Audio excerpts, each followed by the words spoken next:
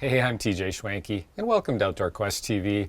Today we're in the Limpopo province of South Africa, and we're hunting with Impisi Safaris, and they have an amazing tented camp that sits high atop a kopje here, but some extremely challenging hunting. The cover is very, very thick here, and we're calling this episode the Finnlight in Africa. And the cool thing is we just got this new Sako 90 Finnlight, and what better place to break it in than Africa?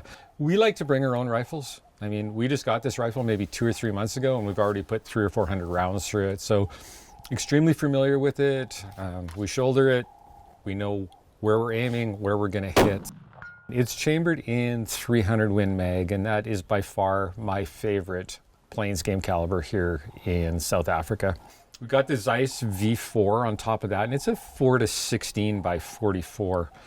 And if you watch the show, you'll see we're always playing with the magnification. So you get in that really heavy bush, you're dropping it down to 4. Sometimes there'll be a little longer shots here. You maybe crank it up a little more. So it's really important to have a variable scope on there. And we've just got the plain old Z-Plex reticle in here to keep it simple.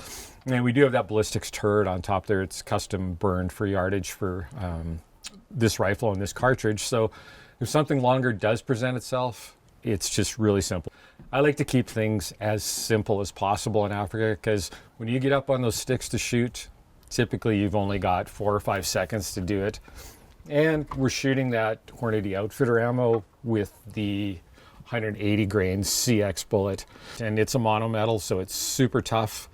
We're shooting through bush, so you need a tough bullet. And some of these animals are big. I mean, eland can weigh over 2,000 pounds. And so you got to get that really, really good penetration. So in our minds, this is the absolute perfect setup for hunting plains game in South Africa. Speaking of that, why don't we go hunting?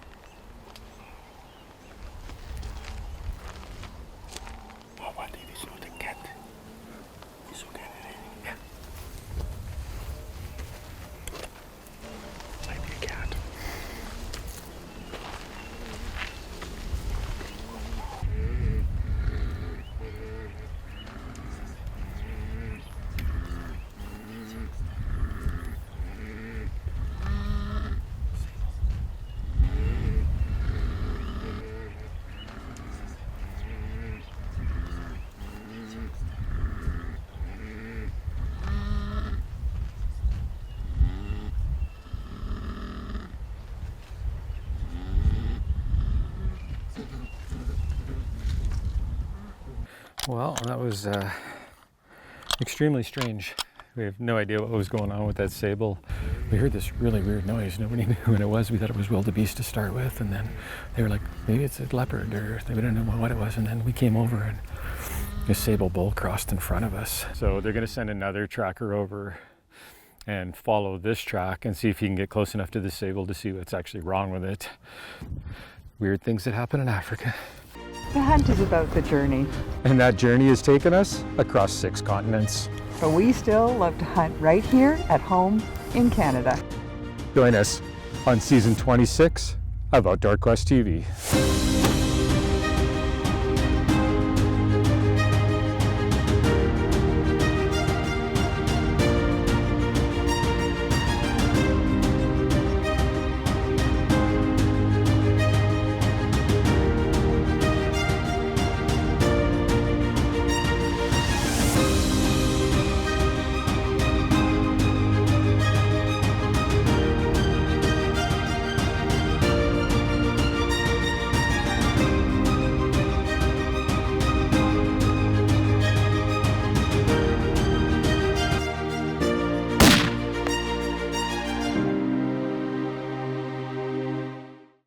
Outdoor Quest TV is brought to you by Hornady, accurate, deadly, dependable.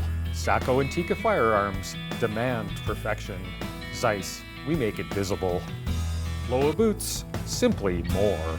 Silver Willow Taxidermy, see the difference. Closed captioning provided by Deluxe Wall Tents, made in Canada for Canadian conditions. So Jan, it's been an amazing hunt so far, and can't say enough about this place. It's absolutely amazing. It's probably one of our favorite places we've been to in South Africa. But you have a long history of outfitting here in South Africa, don't you? Dida, yes. Impisi is now 21 years, which is actually quite nice. And having you guys on our 21st anniversary. Yeah, so you started with a camp in the bush, and then you built this beautiful tent camp up on this copy here. In 2008, I acquired this piece of land here, and this whole camp, there was nothing here. It was a dream of my son to put a deck here so we can come and do sundowners from the bush camp. So it kind of grew from there. But that became a very big operation, and it took us 2 years to construct because there was nothing. There's no water here. There was no electricity here. Yeah, we love tented camps. It's just hearing the birds in the morning, hearing the sounds at night, and you don't get that inside of a building. But when you're in the tent, it's like being outside, but you're sleeping in a nice king-size bed at the same time. Same size, nice hot water, a nice bath to lay in at night. Yeah, it's like we like to say is you literally hunt on your doorstep. Yes. You can lie here tonight, and now that the impala and the stuff goes in right, you will hear them the whole night. You will actually think it's a big racket going outside, but you're in nature. You're in part of the bush. It's just open, and you can, as far as the eye can see. Well, I was walking up to the dining tent this morning, and an impala grunted about 6 feet away from me and just about scared me to death. So. I'm sure that could happen very easily. Or you could wake up with the monkeys outside your tent, or a baboon trying to walk around. So tell me a little bit about your philosophy about hunting. I know it's very challenging hunting here. It's real hunting. Yeah, that's my philosophy. Is it's hunting. It's not shooting. It's not just driving around and finding animals. And you come here, you hunt hard. And your trackers are amazing. I think a lot of people think trackers are only used when you wound an animal. But no, like here, they follow the animal until you... No, well, that's the part of the challenge is to track, to find something, and find spoor in the morning, and then go out and follow that spoor, and eventually, and the guy will tell you there's a good kudu, or we're on a kudu spoor, or we're on a good eland spoor, or the buffalo, all the trackers, PHs, and that's tracking an animal, taking you there, and 9 out of 10 times you're going to lose him, because he's going to be clever than you, and the other one time you're lucky and you're gonna get your animal. Well, I mean, to us, it's probably one of the most exciting ways to hunt, and in this country, definitely the most effective. Thank you so much for hosting us here. This has been just amazing so far, and it's not over yet. So we were talking to Jan at lunchtime, and he said there's 4 bulls in here. Okay. They're like 12 years old, and they're exceptional. Yeah, so we're going to try and see if we can get one of those 4. Yes.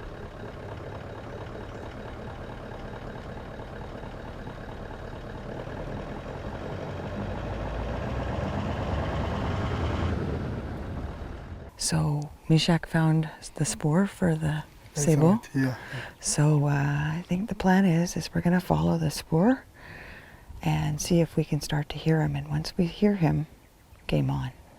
And then we will just keep tracking him and following the noise that he makes. When he walks, he's sick, so he's...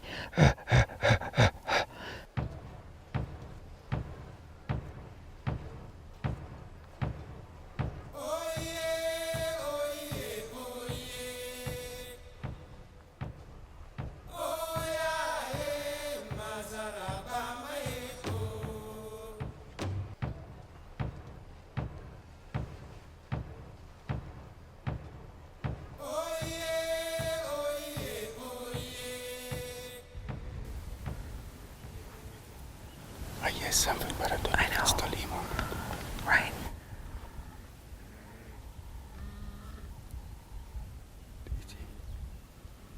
Definitely.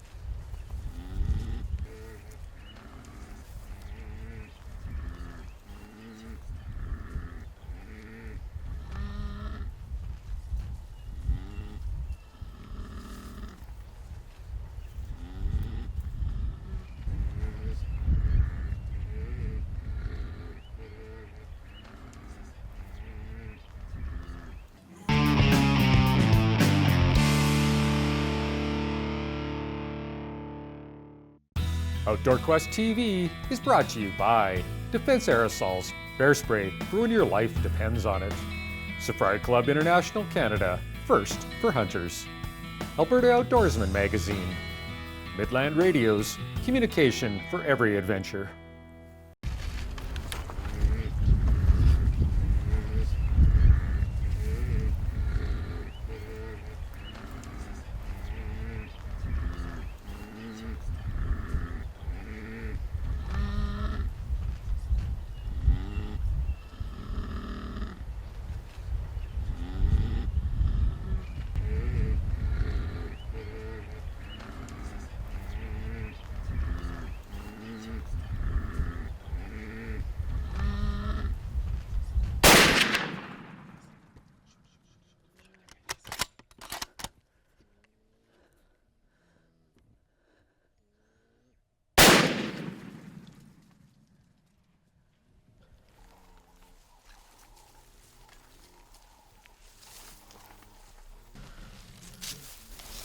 The first one hit him, eh? He didn't even react to the first one.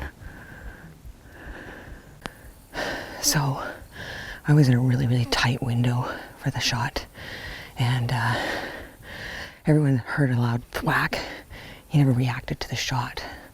So I was like pretty sure I hit a branch. Sure enough, we just went and checked, and I hit the branch and went through three branches. So we're gonna take some time and just try and track him. We're gonna get Mushak to see if he can track him and go a little ways. So he's tough though. He just always stayed right ahead of us, and just didn't have much of a shot. So oh well, we'll keep trying. It's another gorgeous morning here in Africa. And you know, when we saw that one sable that's just so magnificent, I can't get him out of my mind. And, you know, we've got a lot of animals on our list. We don't want to waste too much time on him, but we really just can't help ourselves if we can't get him out of our minds. So last night, I was talking to one of the PHs here around the fire, and he was telling me a little bit about this sable, and he said he's tried hunting that sable for the last 3 years. He's had 8 separate clients take shots on him. And he's a bit of a legend in camp, and they've actually nicknamed him the Ghost. So it's become a challenge.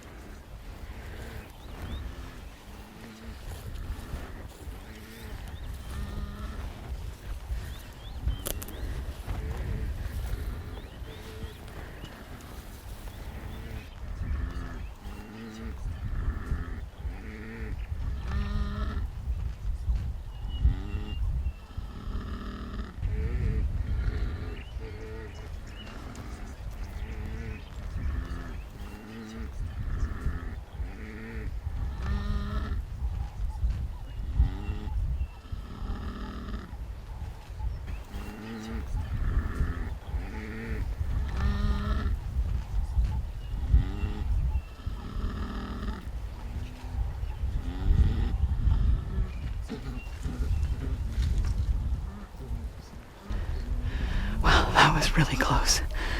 We snuck through this bush like you wouldn't believe, and it's so thick. And Meshach is like, he's coming this way. he's gonna go. So he put up the sticks, and I got on him, but where he had the sticks, I had a big bush there. He's like, he's gonna pass through, but I still had too much bush. And when he ran through, all I saw was a little bit of horn. That's all I got.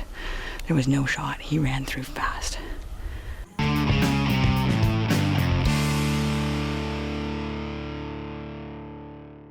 try to see what we must do because it's so thick there.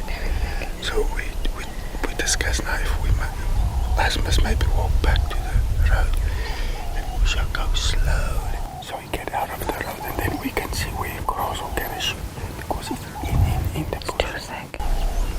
Like there's an impala right there and I couldn't. Just here, 15 yards.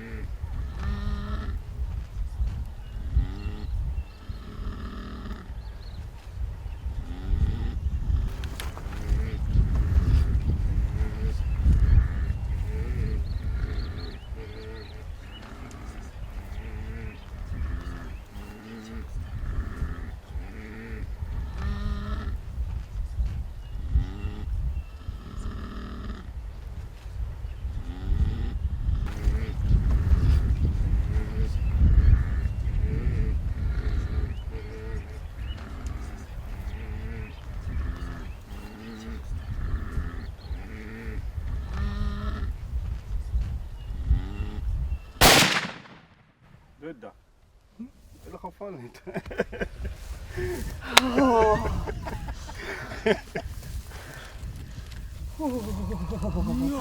I don't think I got anything on camera other than trees, but I could see them. Oh, thank you. No. Oh my, that was intense. Oh. Do you hear how it's still rolling there? No, I just, all I could see was I saw a bit of his mane, and I could see his tail swishing, and so I thought, okay, rump, and I knew I was going to be high on the shoulder, so that's why he dropped. I probably spined him a little bit. Oh, what an adrenaline rush! I gotta say, like this bush is thick, and there was one tree, and I'm like, he's got to be right behind that tree. And I'm like looking through the binos. I couldn't see anything. Mishak, he's like right there. And I put the gun up, and all I saw was sort of the top of his bum, a little bit of mane, top of his shoulder, and I saw his tail swishing. And I'm like, I'm going to get the top of his shoulder. That's all I've got. And took a chance. This is definitely real deal hunting here, though. Oh, it is. My goodness. It sucks for television cameras, but it's about as real as it gets. Wow, what an intense hunt. Now, I'm sorry, you guys it might be the most boring thing you've ever seen, but holy, my heart was just pounding out of my chest because we never saw him. All we were going was, and of course, Mishak was following tracks as well. Yes. And as we got closer, we could hear him more and more. And, like we had that other day too, where we had that shot and I hit the branch. Yes. Oh, heartbreaking, right? And like Vanessa, it's 2.5 days that we chased this Yes, one, 2.5 days. So the reward is so big. It's an amazing animal. Oh, what a beautiful animal. Yeah. It's beautiful. It's thick here, and it's a hard hunt, but it is a fun hunt. They can't see on the camera, but all of us is wet, and we got some drinks to drink, and it's really hot and thick. And it was It was a real hunt. It was a real hunt. And guys, I don't know if you ever hunt with these guys, but I've got so much respect for these two people. They are real hunters. We in Africa think we are hunters, but man, these people, you guys can really hunt. Thank you. Thank you. Yeah. No, Yeah. very well done. And meanwhile, we were thinking the same about you Yeah. and Mishak. We were like 100%. I had faith we were going to get this guy. yeah. And you know, if it wasn't for Mishak and you, we Yeah. totally, he's just, I am absolutely speechless. We've been sitting here before we filmed this bit, just sitting and admiring him. Yeah, it's a beautiful bull. Beautiful bull. Old bull. Man, it's awesome, Vanessa. Well Yeah. done. Yeah. I wish I can. I wish I can shoot like Vanessa, but I'll keep on practicing. Oh, Well done. amazing place. The accommodation is amazing. The food is amazing. And the hunting is about as hard as it's going to get. For more information on booking your own safari in South Africa with Impisi Safaris, check them out online at impisisafaris.com or contact Vanessa at Outdoor Quest TV Hunting Adventures at oqtvhunt.com. Outdoor Quest TV is also brought to you by these fine sponsors.